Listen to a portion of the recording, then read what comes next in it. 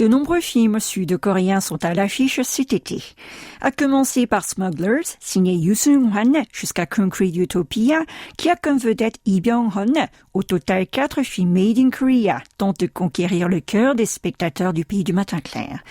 Après le très bon Vétéran, le réalisateur Yoo Seung-hwan propose cette fois-ci un film policier dont le décor repeint l'ambiance des années 70-80. Et en moins d'une semaine seulement après sa sortie, le long métrage a déjà séduit plus de 2 millions de spectateurs.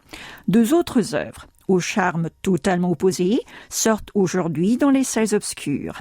Le premier Ransomed, il s'agit d'un film d'action de Kim Song-hoon, à qui on doit Tunnel, et la série Kingdom sur Netflix.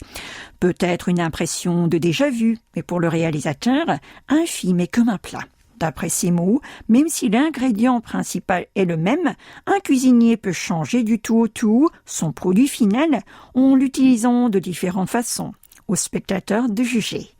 Dans un tout autre genre, The Moon, une œuvre de science-fiction de Kim Yong-hwa. Ce dernier, rappelons-le, est le réalisateur d'Along with the Gods, The Last 49 Days.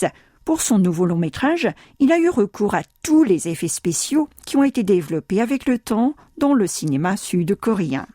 Enfin, sur les écrans la semaine prochaine, Concrete Utopia, un film qui met l'accent sur l'humain plutôt que sur les catastrophes.